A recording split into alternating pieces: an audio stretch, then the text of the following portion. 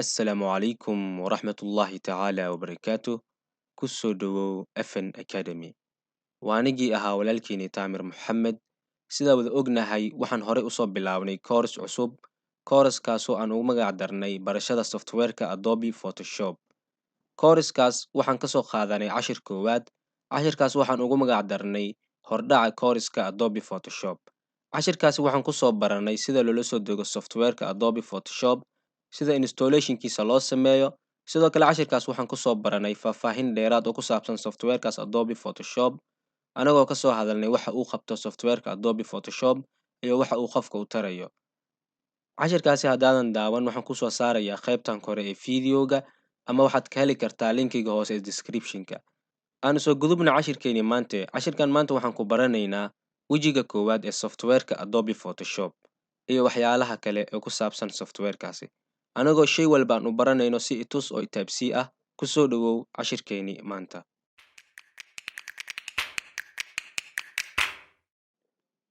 aan gudagalno cashirkeeni maanta sida arkaysa halkan waxaa inoo yaala software-ka Adobe Photoshop adiga dad halkan ka weyso isku day inaad aado qaybta hoose ee searching box-ka kadibna aad ku qorto magaca Adobe Photoshop sida arkaysid waxa ii soo baxayo software-ka Adobe Photoshop 2023 then waxaa leeyahay markaa markaan open soo dhaho kadib wuxuu ii soo saarayaa wejigan yar waa wejiga ugu horeeya aad arkaysid mar walba aad soo furto software-kan Adobe Photoshop si kama kadib wuxuu ina keenayaa wejigan kale markuu ina keeno wejigan kale waxaad ogaataa inaad joogto gudaha markaa software-ka Adobe Photoshop si aan u aadno meeshii aan ku qaban lahayn shaqada waxaan taawanaynaa loogadan yar aad arkaysid markii aan soo taabno loogadaas kadib wuxuu inoo soo saarayaa wejiga tan meeshani waa meeshaad ku qaban lahayd shaqooyinkaaga qaybtan aad arkaysid waxaa lagu magacaabaa placeholder waana meeshii aad ka arki lahayd wax walba aad soo gashato software-kan Adobe Photoshop halkan kale aad arkaysidna waxaa lagu magacaabaa toolbar waxyaalahan halkan saaran mid walba wuxuu qabtaa shaqo asaga u khaas ah waan arkaynaa mid walba iyo markaa shaqada uu qabto ugu horeyn waxaan baranaynaa sida markaa wax loogu bedelo daaqadan aad arkaysid kalarkiisa si aan daaqadan kalarkiisa aan wax ugu bedelno waxaan aadaynaa halkan ay ku qoran tahay edit markaan aadno halkaas ay ku qoran tahay edit waxaa inoo soo baxaya sida arkaysid daaqadan yar markaa kadib waxaan aadaynaa qaybtan ugu hooseyso kadib waxaan taawanaynaa falaadhtan markii aan taawano falaadhan kadib waxaa inoo soo baxayo qaybtan aad arkaysid ay ku qoran tahay markaa preferences markaan muuska dulgeeyo qaybtan ay ku qoran tahay preferences wuxuu soo saarayaa daaqadan aad arkaysid kadib waxaan kasii aadayaa halkan ay ku qoran tahay markaa interfaces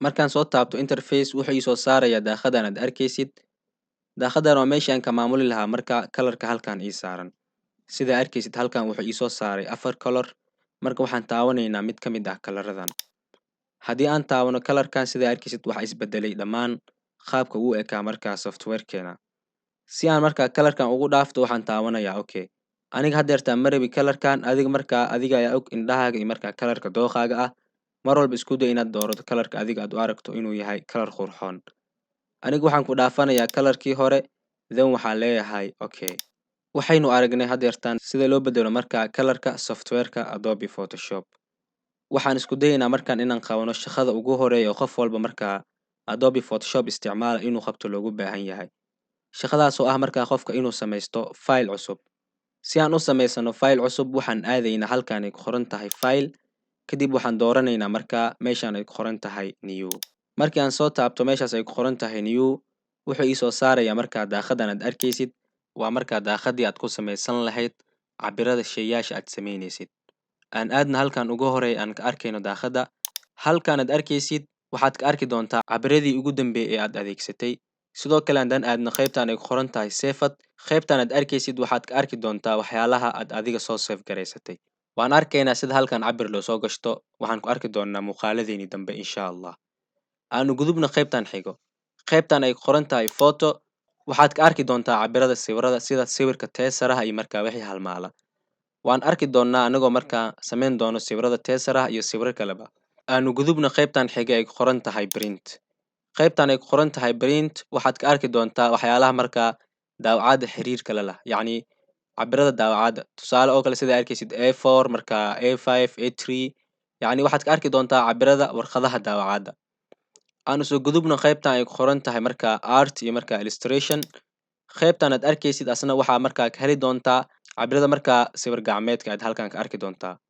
Aan soo gudubno qaybtan xiga ay ku qoran tahay web. Qaybtan arkaysid waxaad ka arki doontaa cabirada markaa website-yada sida arkaysid markaa website large ah, website medium ah, iyo markaa waxyaalihii kale ee la xiriiray website-yada. Aan imaano halkan ay ku qoran tahay mobile. Qaybtan aad arkaysid markaa tusaale markaad samaysanaysid sawir aad rabto inaad saarato markaa screen-ka mobile-kaaga, waxaad imaanaysaa halkan kadib waxaad dooranaysaa nooca markaa uu yahay mobile-kaaga, kadib asiga ayaa kuu samayn doono markaa cabirka uu yahay mobile-kaaga. Aan imaano qaybtan kale ay ku qoran tahay markaa film iyo video. Ugu horeyn aan kuu sheego hal shay oo ah Photoshop laguma samayn karo markaa wax film ama wax video ah. Marka maxay tahay sababta halkan loogu soo daray film iyo video? Sida wad ognahay marka la sameynayo filimaanta inta uusan soo bixin filimka waxaa la sameeyaa markaa sawiro hordhac u ah ama sawiro xayeysiin filimkaas u ah. Halkan waxaad ka helaysaa markaa cabirada sawiradaas aad ku samayn lahayd. Aan soo gudubno markaa qaybtii ugu dambeeyay ahna qaybtii ugu muhiimsanayd. Halkan aad arkaysid waa meeshii aad ku qori lahayd magaca aad u bixinaysid projectiga aad maanta samaynaysid. Tusaale oo kale haddii aan ku qoro projectigan maadaama uu yahay projectigeena ugu horeeyo bilow, adiga marka halkan waxaad ku qoranaysaa wax walba aad markaa adiga u baahan tahay. Aan imaano qaybtan kale. Qaybtan sidaad arkaysid waxaa ciwaan u ah markaa width oo laga wado markaa balac. Meeshan waxaad gelin doontaa mar walbo design-ka aad samaynaysid ama shayga aad samaynaysid cabirka uu yahay balaciisa. Sidoo kale halkan waxaad gelin doontaa ay ku qoran tahay height, cabirka markaa uu yahay dhirirka shayga aad samaynaysid. Qaybtan ay ku qoran tahay pixel. Markii aan furo falartan waxaan arkayaa waxyaalo kale. Qaybtan mar walba waxaad dooran doontaa halbeega aad u rabto shaygaaga. Hadda sida arkaysid waxaa saaran pixel. Sidoo kale waxaad isticmaali kartaa inches, sidoo kale waxaad isticmaali kartaa centimeter, millimeter iyo markaa cabiradan kaleba. Aan imaano qaybtan kale. Qaybtan aad arkaysid markii halkan aan joogno shayga uu inoo sameynayo waa shay markaa jiif ah. Markii aan halkan taawanana shaygu wuxuu inooga dhigayaa markaa shay joog ah. Fiiri halkan siduu isku bedelayo markaan taabto halkan jiifka balaci ayuu wuxuu gaaga dhigayaa dhirirkiina wuxuu gaaga dhigayaa markaa balac. Sidoo kale hadda halkan taabto markaa dhirirkii ayuu wuxuu ka dhigayaa balac, balaciina wuxuu ka dhigayaa dhirir. Aan imaano markaa qaybtan kale. Qaybtan aad arkaysid waxaa lagu magacaabo resolution. Marka waxaad gelin doontaa cabirka quality-ga aad u rabto sawirka ama tayada aad u rabto sawirka. Halkan aad arkaysid ay ku qoran tahay pixel inch. Haddii aan furo falartan waxaa ku jira sida arkaysid laba shay, pixel centimeter iyo markaa pixel inch. Asna waa halbeega markaa resolution-kan lagu halbeego. Aan imaano qaybtan aad arkaysid waxaa aad ugu muhiimsan laba shay. Labadaas shay oo ah RGB color iyo markaa CMYK color. Ugu horeyn maxaa laga soo gaabiyay RGB color. RGB color waxaa laga soo gaabiyay art waxaa laga soo gaabiyay markaa red, G-dana waxaa laga soo gaabiyay green, B-dana waxaa laga soo gaabiyay markaa blue. Sidoo kale halkan CMYK sida waxaa laga soo gaabiyay cyan oo laga wado markaa colorka blue-ga ah. M waxaa laga soo gaabiyay magenta oo laga wado markaa colorka basaliga ah ama pinkiga.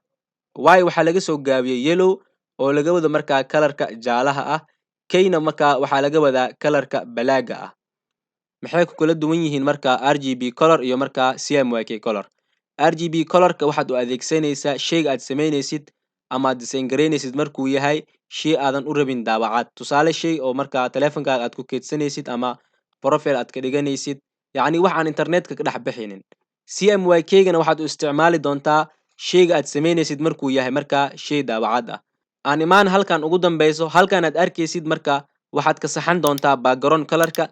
Muhiim ma ahan halkan marka mar walba waxaad iskaga dhaafataa inuu ku ahaado white. Markii aan soo doorano cabirada iyo waxyaalaha kale waxaan taawanaynaa kareed si aan u samaysano project cusub. Sidaad arkaysid hadeertaan wuxuu inoo sameeyay warqadan cad halkan marka oo meeshii aad ku samaysan lahayd design-kaaga. Intaan waxaa inooga eg marka cashirkeeni maanta. Adigana isku day marka inaad samayso waxyaalihii hadeertaan aan soo sameynay adigoo markaa ku celcelinayo si aad u fahanto aadna u barato. Waxaa inoo balan ah cashirkan kiisa xiga. Wassalaamu calaykum waraxmatullaahi tacaala wabarakaatuh.